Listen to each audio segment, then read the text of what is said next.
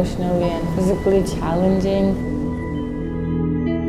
The only things motivating me were for the people who believed in me and, for myself in a way.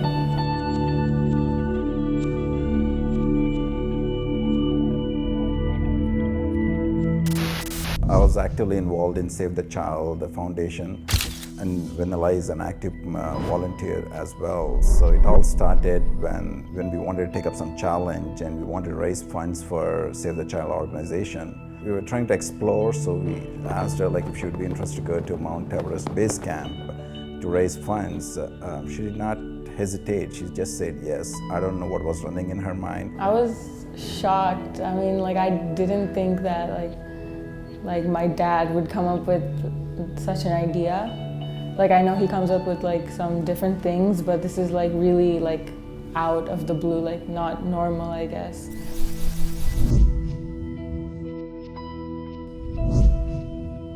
If she really know how tough it was or anything.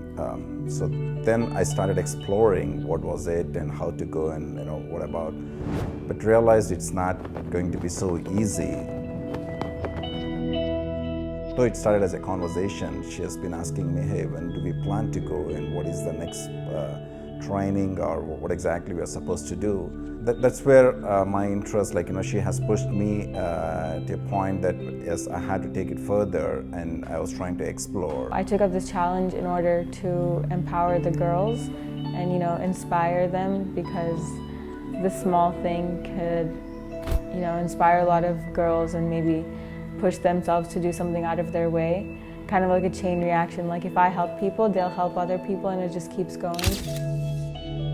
We had a very short window of around 2.5 months. I was not even sure because we never camped out or we never hiked or anything earlier. This is our first one.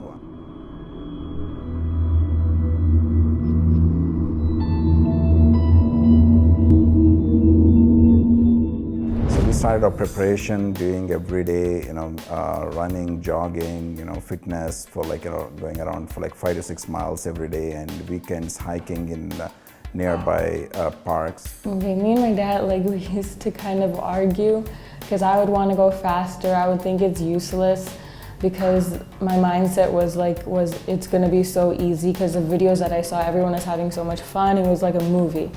But then obviously in the movies they don't show what's happening in the back and they don't show you all the process and everything. So all you see is the movie, and that's what I did. So I didn't know how hard it was gonna be, and I really underestimated the experience. So I would tell him, no, it's okay, my tennis and my training is enough, that's okay. And so I would always neglect going and training, but I knew I had to, so I went anyway. It was slow for me, and we could have trained more, but I guess I wasn't in the right mindset. I wasn't so sure that if we were ready to do the trekking to base camp, but as per Vennela, she plays tennis for 5 hours every day, so I was sure that her fitness she's up to the mark to take up this challenge.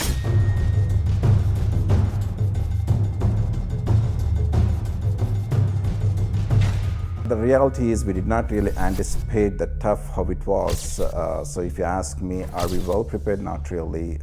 We were very less prepared, but we still gathered all the gear and everything, booked the tickets, and good to go. Day 1, Kathmandu to Lukla, we took a flight. We're about to get on a flight to Lukla. If you search it up on Google or whatever, it'll say the world's scariest airport because the runway is as big as a parking lot and it would fit one small plane, and the plane fits max 15 people. It's so small, it's on a cliff on a mountain. It's very dangerous, it's really scary and very turbulent.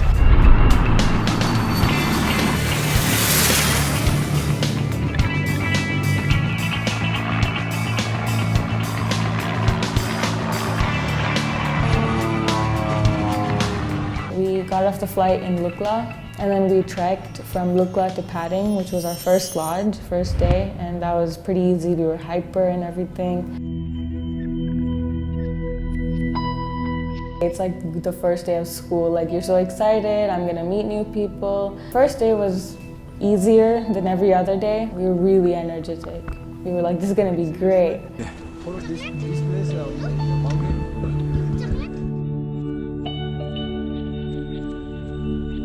We came across one of the organization, it's a non-profit organization for the kids there.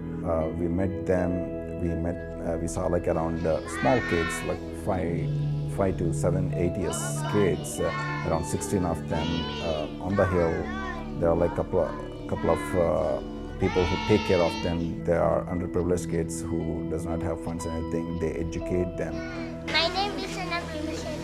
Your name? You? We got a good info, and we definitely wanted to look forward to help them out and help more kids. That's one of what Vennela wanted to do. The first day was easier than every other day, but it was tough. It was rainy. We were really excited, so we were talking and everything.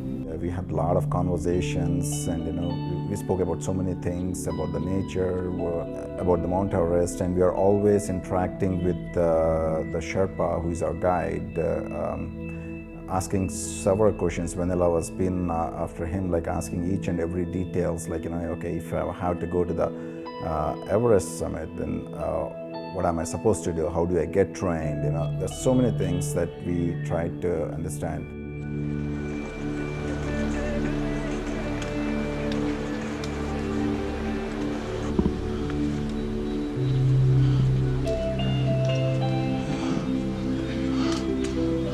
Everywhere you go, there's lodges. There's no heating, no AC. It's just like a wooden room with 2 beds and a comforter, and that's where you stay the whole time. Sometimes you're lucky if it's an attached bathroom, and if not, then too bad.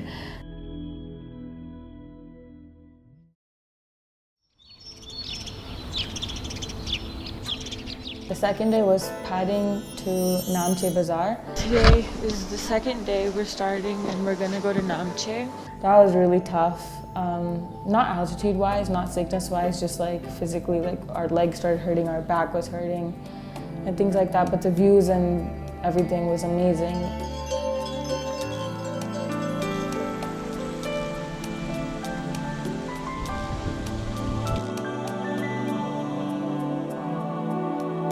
There was a lot of bridges on the second day, and it's not just any bridge. It's it's between 2 mountains, like a valley, and there's a river. It's really high up, and it's a swinging bridge. So it's like you're shaking on the bridge. It's so scary. So we went on those on the second day.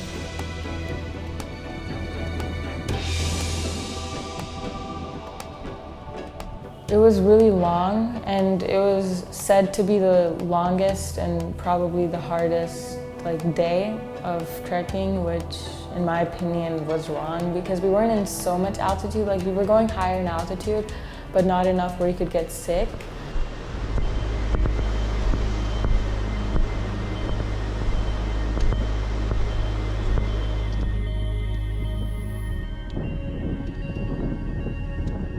And so we went to this famous place. It's called Mt Bazaar, and that's where the most trading and everything goes on in the mountain area. It's really lively.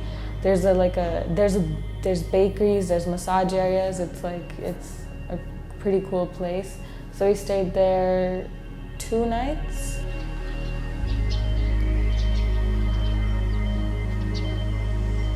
The third day was our rest day in Mt Bazaar. So there we hiked to the Everest viewpoint, and we went to a museum, and along with that, we went to a local school. We went to the school and we talked with the principal. The kids were taking exams, so we couldn't meet them, but we met the head staff, and we asked them what the kids needed, because there were some stores to buy supplies for the school. So they said some pencils, papers, chocolates, and just things like that. So we bought the stuff. There's 135 kids, I think, at the school. And we bought all the stuff that were necessary, one of everything for everyone, and we provided them with their supplies. The first 4 days I say were like fluctuating like between hard and easy, and then after that it just got harder. The guide told us like what we needed to know, like if we were going higher in altitude it will be hard, or this day will be hard, this day will be easy. He warned us, and that helped, so we were mentally prepared the day before. So the 4th day we went from Namche Bazaar to Tengbuche. The pathway wasn't that difficult, but as we were going up higher in altitude, we felt the symptoms, so that's what made it harder. On the hill, there is one way which was well made with the rocks and cement. You know, people can walk, and everyone, whoever goes there, can appreciate the way how it has been done. And we realized, like after we walked for like 2 miles, we realized that there was a old guy around 78 years old. He has been just collecting the funds and cleaning up the road or constructing the road in a nice way for all the visitors. So that's definitely an inspiration. Someone, the government does not help, but someone who has been doing it for the last 30 years by his own, with no recognition, that's definitely a story to be told. Why does he do it? It's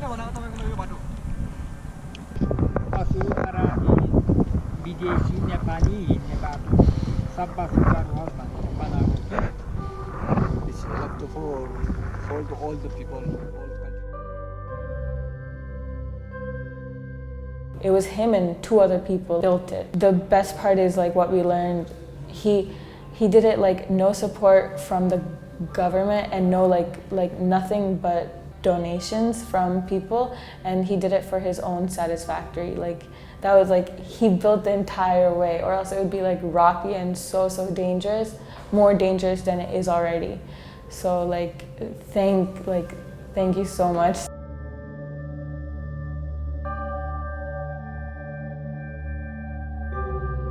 That's great. Very good work.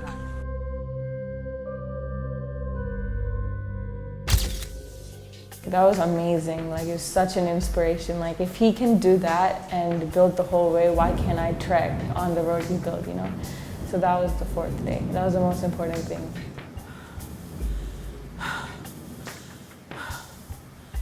It was hard, and you know, it would get frustrating sometimes. It was like the track was never ending. It was like, when are we gonna get there? But you know, like as I said before, like the only things motivating me were for the people who believed in me, and you know, for myself in a way.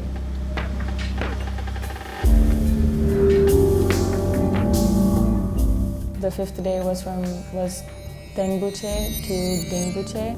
That we just felt more sick. I felt more sick, and it just got more challenging day by day. Other than the last day, the 5th day was like the peak of my sickness. Like I got so sick, it was crazy. It was like I couldn't move. I don't know, like severe headache. We were planning to stop in the middle, but because of how like weak I was, and like I was like, oh, maybe I can't do it. I don't know. I really started doubting myself in the 5th day, but I kind of pretty much dragged myself into going out. Like, okay, just an hour more, just 2 hours more, you know, like I just went really slowly. If you tell yourself you're gonna get sick, you're gonna get sick. If you tell yourself, I don't wanna get sick, I'm gonna be strong throughout this, then you are gonna be strong throughout it. The first few days I was in that strong mentality, but then, you know, like when you actually see the reality of how hard it is, like for anyone, you would start doubting yourself. You'd be like, is it really like, if I might actually get sick? You know, I started getting scared, and not because I was getting sick, but because I thought I couldn't do it. It was also really windy and cold, so that made it challenging, and it was the day where we had the most altitude difference. We were going from a lower altitude to a much like higher altitude, so that also made it tougher. And everything was uphill, pushing uphill, and you know, with our poles and everything. It was really hard. We would get tired very easily. So that was the 5th day, and we finally got some rest, which made the 6th day a little better.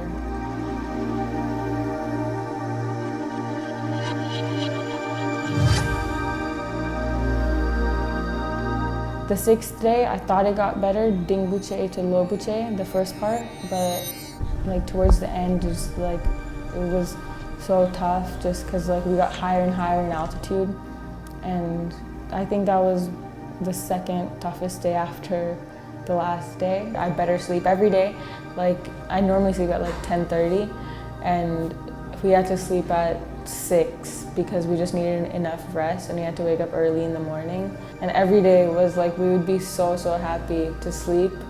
Even though there wasn't heater, we had to layer like at least like 7 layers of clothes and then like blankets on top of blankets, and then you could actually like, it would be sleepable.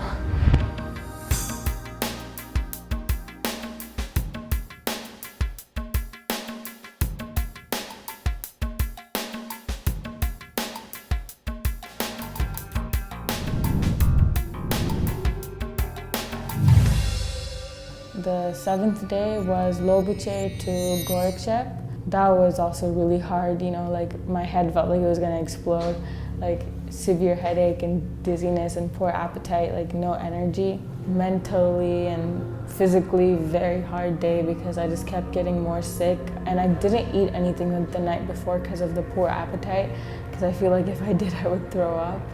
So I couldn't even sleep that night. It was like the altitude was just like there. It was like, I don't know, it was like severe headaches and dizziness, like the whole, I guess, the night of the 6th day, and really impacted the 7th day because I got close to no rest and I didn't have enough energy to go on for the next day.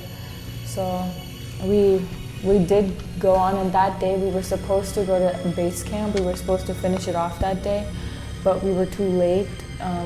We went really slow, and we weren't in the mood, and we weren't like, I guess, physically able to go that far in one day.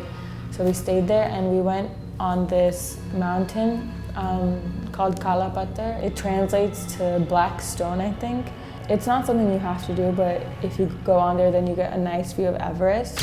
So we went halfway up there and got, you know, half view of Everest because we only went halfway up there, and we had to come down because of our circumstances. And in the morning, our plan was to wake up really early, like at around 4:30, and start trekking at 5:30. And reach base camp at around like 9:30, 10. We did that, we started trekking very early, and that day was like the most challenging. Like, I don't think I've ever felt that much, like, I guess, pain, like emotionally, physically, and mentally before. It was so challenging. Like, I don't even know how to explain it. It was like all the symptoms, I had everything. I was nauseous, I was dizzy, I was really clumsy. One of my guides had to hold my hand. They even tried carrying me. Like, I feel like, and we came to a point where they told me, both of my guides, that maybe we should turn back and maybe come back later. But then I was like, no, like I just want to finish it and leave. But every 3 to 4 steps, she used to collapse. She used to just go and sit, and again, another 3 more steps, she used to collapse. So our guide told us that we have to go back. There's definitely no way that we can go ahead because she might faint at any point. She's completely sick. And I can see Vennela is not even in a position to walk. She was so tired, and she's feeling dizziness. Body is not permitting her to walk. But she still wanted to finish it off. I was not sure whether to go ahead or just move back. I didn't want to give up. Like, we could see base camp, like it was right there, but it would take an hour or 2 at our pace to get there, and I was like not in the mood. I would sit on every like big rock that I saw, and I would be like, oh, I'm done. And then, I don't know, it was really difficult, and we were really slow, because if we went faster, I would probably faint. Like, getting closer to base camp, it got a lot harder because there was basically no pathway. It was just like big boulders and like stepping over them and like, you know, kind of finding your way through it. It was really hard because my sickness was getting worse. There was a point where I was like, like I couldn't catch my breath, so we luckily had an oxygen like little like shots type of thing, so I took that. I mean, it didn't really help, so we just went really slowly, and my guide was nice enough to like, they were literally holding my hand the whole way because I was basically dragging myself, you know. Without them holding my hand, I probably couldn't even make another step. But our guide definitely suggested that you know, he has to take her to emergency because she doesn't have any energy to move ahead. So that's the point where I have to decide if I have to, you know, put a red stop or go ahead. But when I spoke with Vennela, this is all that she said is like, if it was for herself, then she would have just given up. But this is for a cause, and there are a lot of, she doesn't want to give up on the kids. And there are a lot of people who has endorsed her, and you know, there are a lot of donations that came in. So she does not want to return as a failure. So, I mean, I didn't have a voice when I heard that. I mean, I can't really say no for her. So I said, okay, let's go ahead, and we pushed a lot. And you know, I have to say that, you know, probably if I was in a situation, I would have maybe turned back, but I don't know where she got the determination. She wanted to go ahead, and she finally did it. I'm proud of her.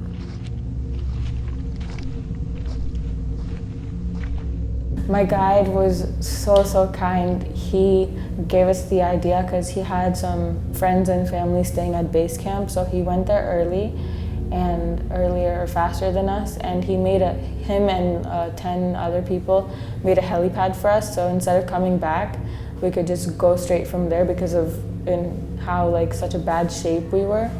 So we slowly like dragged ourselves and pushed ourselves to make it to base camp.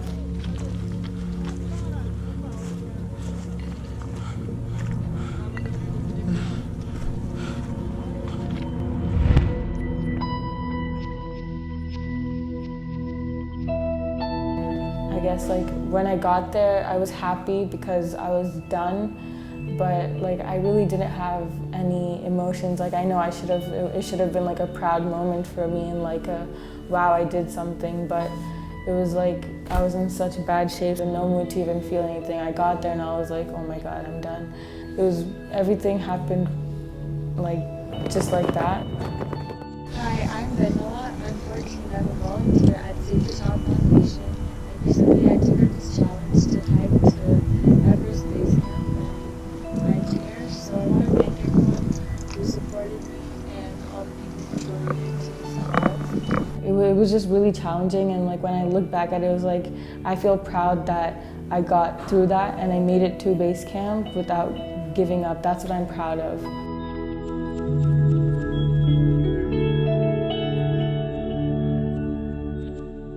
The kids, obviously, from Save the Child, who really hurt me to just like say like I couldn't make it. Like I was almost there, but it just like it wouldn't be fair for anyone, you know. Like it wouldn't be fair on me, on the people who donated and supported me, and it wouldn't be fair on the kids. So you know that was what really motivated me. Like I could have turned back, and you know I could have got a helicopter back, but it just wouldn't. Like I guess like lifelong I wouldn't have, you know, that satisfaction that I was almost there but I couldn't do it. So that's the second reason, because personally, like I could see base camp, and like if I hadn't gone there, then I don't know when else I could go back again and do the same thing and actually reach base camp. So if I don't do it now, then I probably will never get the chance to do it.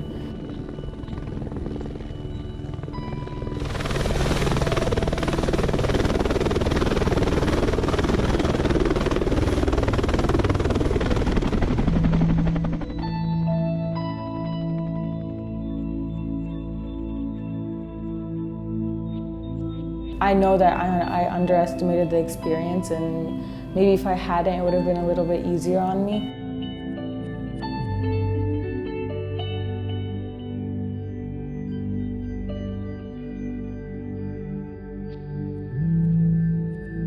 Like now I know like never to underestimate anything.